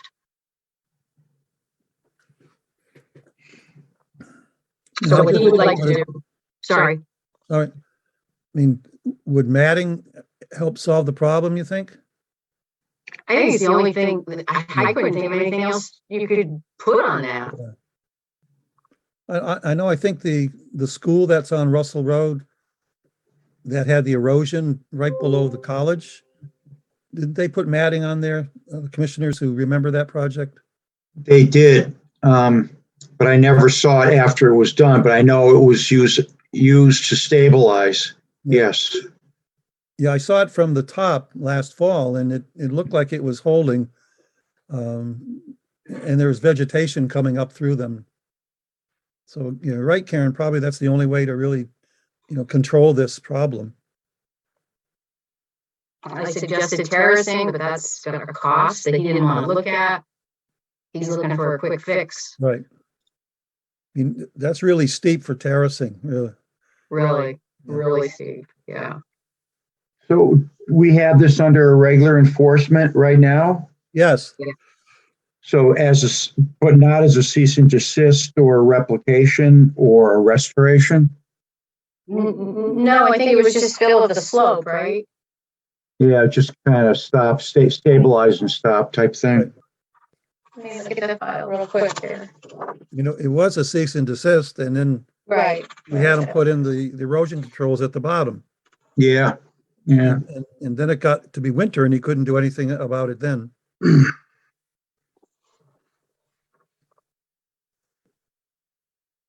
What about hydro seeding? All right. Hydro mulching it with a tackifier and then hydro seed? That might do it. I think that would just wash away the seeds. Might, yeah. No, the tackifier should hold it. Geez, probably for a month. I mean, they use it on some pretty tough terrain, you know, in some pretty bad areas of California where there's slumping and sloping and all, you know, some tough. I don't know. There's different tackifier. Hey, Bob, have you ever dealt with that stuff? Yeah, I mean, it would work, but again, my recommendations would be like something like you come in like a jute that's organic material. It holds 10 times its weight in moisture. And then if you wanted to come in and hydro seed it, you're still going to have some moisture benefit and you're also going to have some organic benefit. So if you even hydro seed it, you have a chance of getting vegetation in an area because you need to hold moisture. Yeah. You know, and with the jute, that's going to keep anything from moving. So you that's all. The tackifier does work. Yeah, Jim, you're right. But this would just give it a base and would hold the moisture better. I think that's a good solution, but I'm not going to make that recommendation unless everybody's comfortable. No, I'm not. I just know it just happens to be used in very, very challenging slopes with high gravel, low soil applications. But if you go high water runner, if you go into jute or mat, that's going to hold everything, and then from there try to establish vegetation. So you'd use those big staples and put them in with the staples? Yes, and then establish vegetation. And a lot of it will vegetate naturally too, as long as the soil is, you know, got some organics in it. Yeah, I'm not sure they're going to be able to use the staples because they just can't get down the slope. So that's. They could probably repel. I've seen pictures of people rappelling down. That's what they said they did. One person stood at the top with a rope and the other person went down the slope. No other way to do it. Yeah, that's how they do it. Yeah. But once it's rolled out, it really won't move once the moisture hits it too. Because again, it's just, as long as it's stapled at the top, good. So you're saying it's a two-step process then, the jute or the netting first and then the tackifier? Is that what you're suggesting? Yeah, or somehow integrate some vegetation in there, some sort of, you know, seed, whatever, something that's going to come up, you know, even hydro seed, whatever. It's doable. Something's going to grow there. He wants you to tell him what to do. So he's like, I'll do whatever the commission wants me to do. Just tell me. I'd say, again, we'd go with something like that. And then maybe, like Jim said, try to hydro seed it. I think that's the best bet at this point. I mean, again, when you're like in California, like he was talking about, these slopes, there's not much organic material on those slopes. I mean, no. There's at least organic material in here. Something is going to vegetate. Well, are you also, I mean, he wants to put topsoil down first. So I'm concerned he's going to bring in, tractor trailer loads of soil and dump it down there. No. I think we need to identify specifically what you're gonna allow them to do. I don't think you want to add any more material in there. One concern I have is that just looking at this picture, that surface is very uneven. And how are you going to get a mat to stick to all of that surface other than putting in a lot of nails or tacks to hold it? And it's not smooth. Yeah, but it's able to go over rough applications. It can, it's not like this square mat that has to be rolled out perfectly level and flat. It can conform to the grade and the slope. Mm-hmm. Okay. And the jute would be better for that because it's more, I guess, malleable than the plastic. That's right. The jute, you can move it around. You can do anything with it. Where if you go with like a straw blanket, it wants to stay pretty much flat and square. The jute it can go over it. It can go over rocks. It can go over tree stumps. So you would lay down the jute and then put seed in it? Is that how that works? Yeah. Hydro seed or? Yeah, either hydro seed or at this point, the jute. If you understand jute, it's all these little squares that holds everything from moving, and then the seed will grow within that area, within the little square areas, because of the moisture that it contains. Okay.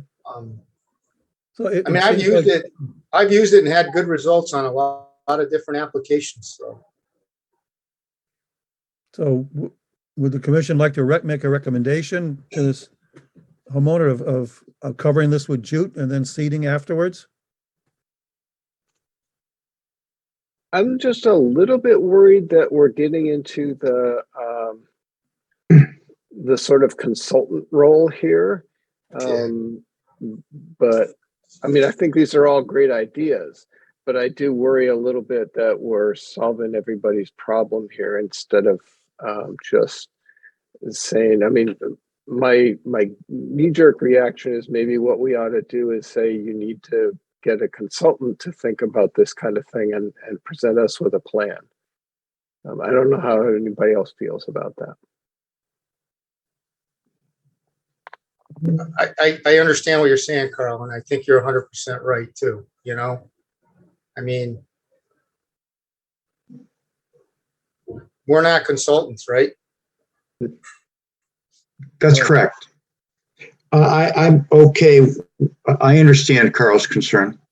But we can say that we have considered those and want them to be considered, but only if they're going to work, that type of thing. We want something that's going to solve this. We're going into a growing season, and see, it's obviously got to be stabilized. It's going to get worse. I remember a couple of houses down, we had a similar problem years ago, and we had them hire a consultant. I believe it was Lebec. And I think the cost for a long-term solution was upwards of $100,000. So they chose, of course, not to go that way. Yeah. So even though I totally agree with you, Carl, I think, we don't want to be telling them what to do and then have it fail. It should be their proposal, but given the way this worked, he's kind of saying, well, how do you want me to fix it? But I don't know what else options there are. We didn't cause this problem. So if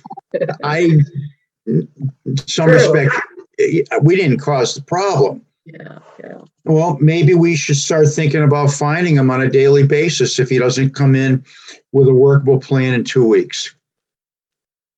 Well, I don't think he's not working with you. I think he waited the time period for the winter. Now he's like, okay, how do you want me to fix it? So well, he had all winter to think about it. He had all winter to hire a consultant. But you didn't require him to do so. No, we didn't. But so by him not, okay, I can't think. I have nothing else to say. But I do feel something's got to be done within 2 weeks. Something's got to be presented to this commission in 2 weeks they'll provide some engineering and science that will prove that a solution will be done in a timely manner. Timely manner meaning, let's say, launched in 3 weeks. So I'm looking for some timelines. Yeah, get a consultant, and if not, then we've got to come down with some fines.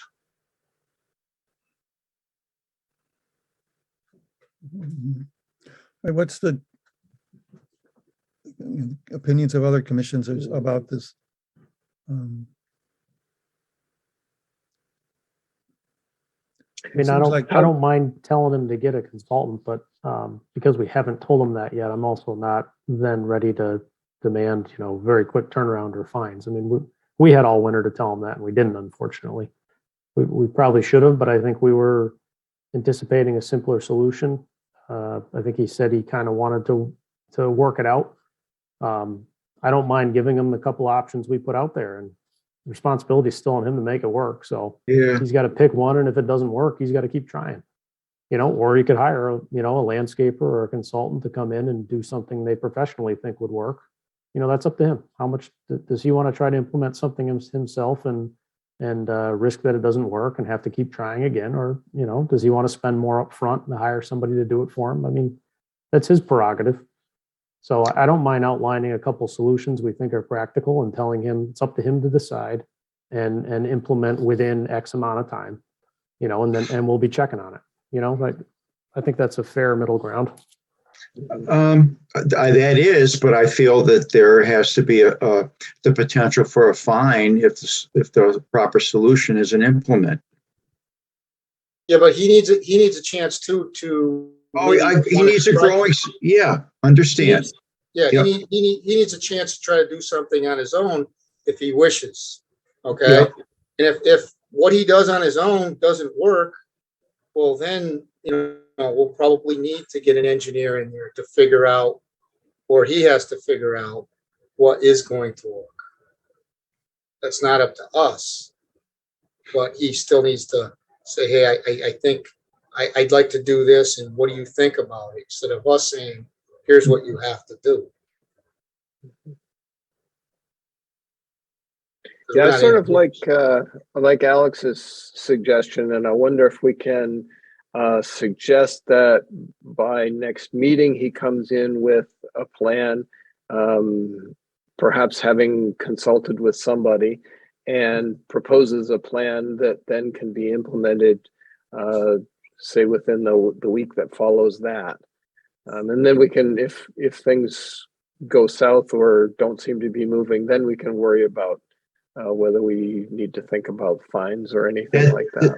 That's fair. I mean, that's kind of the path I guess I would say I'm going down. And I think we all might be, I'm sorry, go ahead, Bob. I just think we're trying to work with him. That's all at this point. And I think if you don't require him to have a consultant, he's going to come in with a plan for wood chips. So you might want to be a little more specific on an engineered solution or a permanent solution. That's why I mentioned engineering design. Yes. Okay. If there's any further discussion, I'd entertain a motion then. So I'm willing to make a motion that Karen writes him a letter or Anna writes him a letter that suggests some of the solutions that we came up, but that we hire a consultant and talk with the consultant about what he thinks will work best, and that he brings us a proposal by our next meeting on the 10th. And Carl, can I just clarify? And it's up to you, it's your motion. I'm not personally looking for a civil stamp on this thing. If he consults with a landscaper or a qualified person, who does vegetation work, slope work, to me, at this point, it doesn't need to be a geotechnical engineer, No, that sounds fine to me as well, right? Just some sort of consultant. Mm-hmm. Thank you. Do we have a second? I'll second that.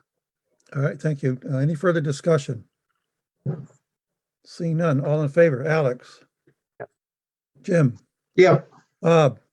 Yes. Carl, Yes. Lauren, Yes. I'll vote yes as well. Thank you. Item B, 0 Bayberry Lane. Sergey Novenko, removal of trees near intermittent stream. Did we officially continue that last one? I'm sorry. Continued it to the next meeting? Yes, the commission requested restoration plan completed by 5:10. So, okay, we will move on. Okay. Sorry. Okay, item C, 0 Bayberry Lane. The same thing, the plan is due on. Okay, did we get a plan from this gentleman? It says due date is today. Hi, everyone. This is Ryan Nelson from R. Levesque Associates. We did a wetland delineation and existing condition survey of the property. I believe I sent that over to Karen. I can't remember if it was this week or last week. Essentially what you see, or what you're looking at here, is the plan of the 3 lots. This lot here, parcel 68, 69, and 70. You can see there's a line up here, LOW stands for limit of work, and that is the surveyed limit of clearing. There's also a silt fence that was installed along that limit of clearing after the fact. It previously was forested. It has all been cut. All the stumps have been removed. There's various piles of chips on site. It's very uneven, rough terrain. Approximately 29,940 square feet of unpermitted clearing happened within the buffer zone. And my delineation based on my indicators of hydrology, soils, and just kind of looking at adjacent topography of the disturbed wetland area. This is my estimated wetland boundary. It was very difficult to discern where that was because of all the hydric soil that was brought up from, groundwater conditions, I should say, because during the excavation of the stumps, hydric soils that would lie much deeper that typically wouldn't constitute as wetland soils near the surface were brought to the surface. So it's really hard to see a soil profile and figure out what qualified as a wetland indicator and what didn't. So based on all those other factors for problematic situations, this is where I believe the wetland boundary was, and there was approximately 4,060 square feet of unpermitted clearing within that BVW. The silt fence has been entrenched on the downhill side, and I did not notice any scouring or erosion occurring beyond that. So I think the site is stable as of now within the confines of that silt fence. And we have been contracted with the owner, Mr. Novenko, to do a restoration plan as well as a future notice of intent with his intent on building a single family home in this northeast corner of the site. So right now we just did an assessment and a survey, and we'll be coming back with a proposed restoration plan.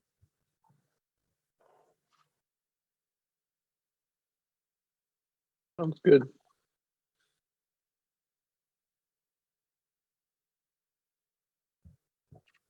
Okay, Ryan, going up Bayberry on the right side, left side, is this the first Yes. area that was cut or the second area that was cut?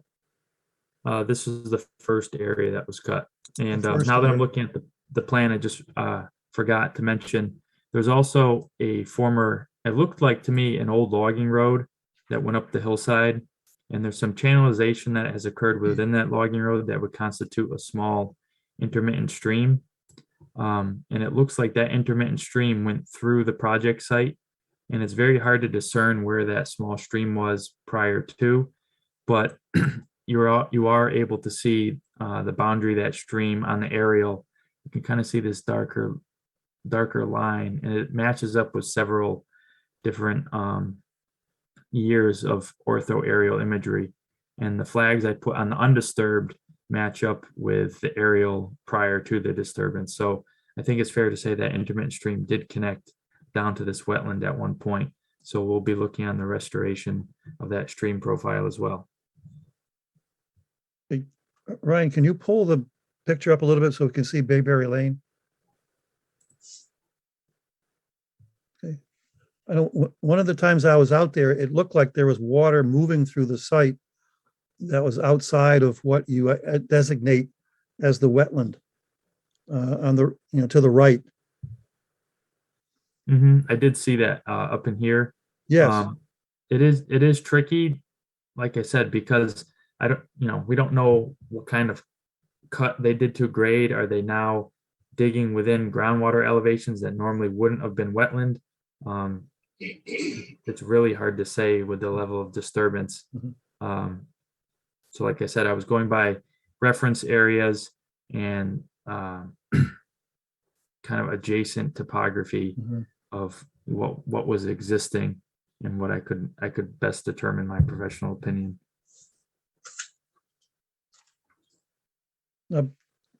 Doesn't the wetland extend into parcel 70? Parcel 70 is here. Yes, this is all Yeah. wet over. Okay, all right, thank you. Yep. Okay, so we're gonna have restoration plans for this site and the site that's further up the road by the 10th? Yes. Okay. Questions from the commission? Okay, Anna, Karen, you were up there recently? Just with you the last time, no BBW associated with the intermittent stream? Not on the offsite reference section. It's unknown within the cleared area. So I think it's safe to say that all the wetlands may not be accurately represented as to what it used to be.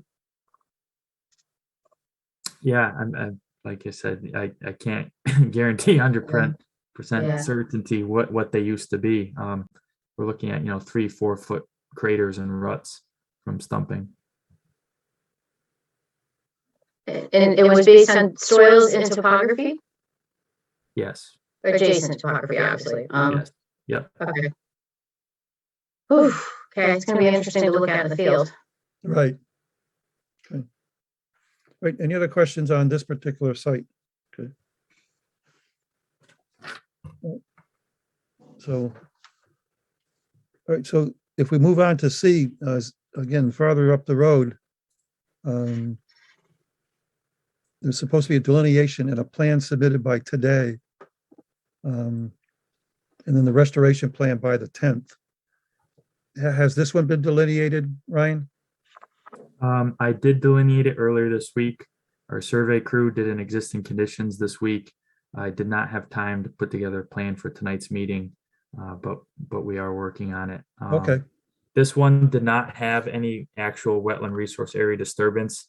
It was just buffer zone. From what I saw, I think the closest point of disturbance was maybe 30 or 40 feet to the wetland, and it was mostly related to a little bit of disturbance for perk testing. There was some more substantial clearing that occurred more towards the intersection, but that's going away from the wetland areas. So same thing, silt fence has been installed. I actually checked that out. It's fine, it's installed correctly. So there's no imminent risk here. And we'll be looking at also a notice of intent for proposed home and a restoration for any work that was done within the 50-foot buffer zone. All right, thank you. Questions on this particular project? Enforcement. Karen, Anna, any comments?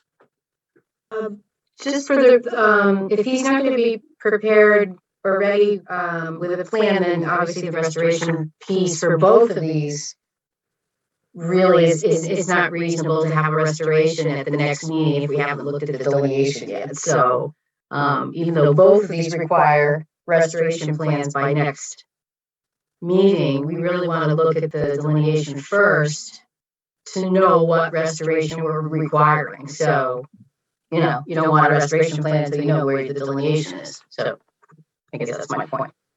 So yeah, and extending things is fine with us because with the notice of intent, we need to figure out where the house is going to go, what the layout's going to be, how all the pieces are going to fit. There's a lot of moving pieces here. All right, so you want to move the delineation and the plan approval to 510, and then move the restoration plan to 524. Sure. Okay. Sure, if that's what you want to do. How's that to the commission? Mm-hmm. Okay, so let's have a motion to that effect, please.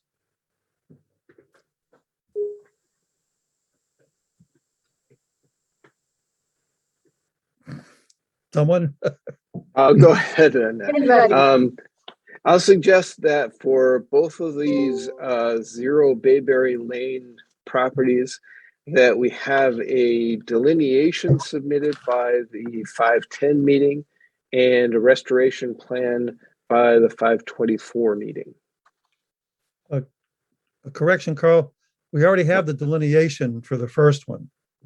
Okay, so just the that- that- delineation. So it's just the Okay. second one that we need All right. the changes. Okay, all right. And then are we still considering the restoration plan by then? So the restoration plan still by 510 For the that first one. property? For Okay, the first property, all yeah. right. Okay, all right. So no changes to the first property, but for the second 0 Bayberry Lane, the 46R-59 and 46R-60. I'm suggesting that we'll have a delineation submitted by 510 and the restoration plan will be submitted to this commission by 524. All right, do you have a second? Second. All right, any further discussion? Seeing none, all in favor, Jim, Yes. Bob, Yes. Alex, Yes. Lauren, Yes. Carl, Yes. and I vote yes as well. Thank you. Item 6, discussion. Need approval of minutes of March 22nd, 2022. I'll suggest that we accept those. And do we have a second? Second that motion. Any additions or corrections? Seeing none, all in favor, Jim, Yes. Bob, Yes. Alex, Yes. Carl, Yes. Lauren, Yes. I'll vote yes. In a motion to approve the minutes of March 24, 2022. So moved. Do we have a second? Second that Second, motion. Any additions or corrections? Seeing none, all in favor, Jim, Yes. Bob, Yes. Alex, Yes.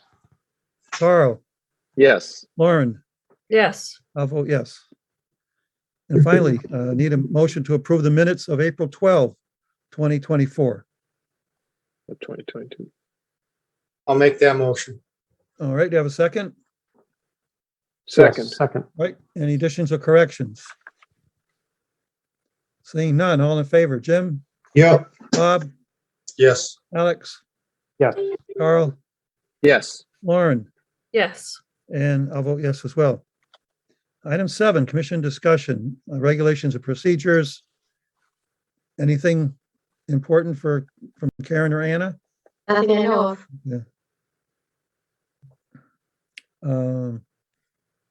Just one thing, I think the job for the administrative assistant has been posted, is that correct? Yes, And it has to be posted for 30 days. correct. And then they'll do interviews and hire someone for that position. Mr. Chair, that's just a staff position, correct? That'll go through personnel. Yes. Yeah. Item B, what to do with old open enforcements? How many do we have? A lot. Really? Some of them date back to 2020. Okay. And some are just a letter of saying, hey, we noticed you have this violation. Some are the enforcement form and what everybody has to do. And then they kind of just drop off the face of the planet. And I don't know where they went. I've looked through minutes. I've looked through agendas. They're just, I have a folder for them, but they didn't go anywhere. So, I mean, how many are we talking about? 10s and 20s or At least 20. 20? All right. Mhm. Why don't you put a few on each meeting and we can get through those? Okay. All right. Or we, we can, well, we can't discuss them via email. So, but, I can Is come there down some and- that need to be prioritized? Yeah. Newer, maybe? Yeah. Like 110 Union Street. Probably. You want to go Should be backwards? territories. Newest to oldest? Yeah, we can do newest to oldest. Like I know one of the most recent ones was when you issued, David, for the soil piles out in someone's property. I can't remember the address from January. I did a drive-by the other day and they're still there. So I drove by a few of the locations on Friday and some of them have implemented parts of the enforcement order, but they're dating back to 2 years. So there's been changes to the property, changes in ownership, things like that. I know 110 Union Street, we discussed a lot in the fall, but it just sort of disappeared from the agenda, I guess. Correct. I make a recommendation that Anna and or Karen do a drive-by of the ones that are on the agenda each meeting here as we go, just so that we can get a most current, I mean, when we get old enough, I guess maybe we'll adjust our approach, but for the ones that are somewhat recent history, it'd be good to know what's going on. Maybe Anna, if you could do a quick check, like you just mentioned, like is the owner still the same, that type of thing would just be helpful as a little rubric for us to say, you know, let's throw it out, or we need to go take a closer look at it. Yeah, and everyone I've been talking to have just been saying, hey, we just want to close out the enforcement order so that y'all can continue working on your property. They're pretty accepting. Right. Isn't 110 Union Street the church? Yes, sir. Yeah. Well, Yeah. They're now constructing that parking lot. But they still haven't filled out their enforcement order from 2018. Oh, really? Okay. All right. Is that the one with the bounds that we had? The boundaries and the Yeah. signs have to be 50 feet apart. The last thing on that was discussion of trees or boulders. And then it was continued and nothing after that. Huh, I thought we did. I I'm thought sorry. we went They out put- there and They decided have that. signs.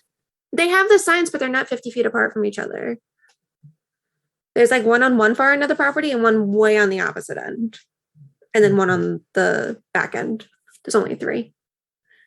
And according to the enforcement order, they're supposed to be within 50 feet and then boulders on the edge of the marking of the wetland. In the case of one like that, can we even legally close the order of conditions if they still have open enforcement on the property? Are those processes together or separate? Completely separate. Okay, all right. I just wanted to make sure, because we might mistakenly do that, knowing that there's Understood. 40 of Yeah. these things floating out there. I just want to make sure we're not. Yeah. Good point. Yeah, no, we'll try and play catch up. Okay, thank you. Anna's doing the good background work on it, so she's got it going already, so. Awesome. All right, thank you. Anything else before the commission? All right, seeing none, entertain a motion to adjourn. Moved. Second. Okay. Any discussion?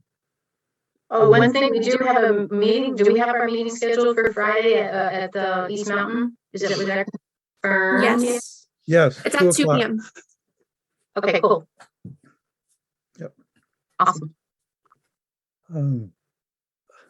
I know we heard about this after our last meeting, but as we all know, that was Colleen's last meeting. So I'd just like to officially thank her for her work for the commission and wish her well in her new job. That's nice. Absolutely. Okay. All right. We had a motion to adjourn and a second. So all in favor, Jim, Yes. Bob, Yes. Alex, Yes. Lauren, Yes. Carl, Yes. and I'll vote yes as well. Thank you, everyone. And thank you again, Annan and Karen, for keeping us going. Thank Very you. welcome. Very welcome. Thank you all. All right, Okay. thank you, everybody. Have a Thanks, good night. everyone.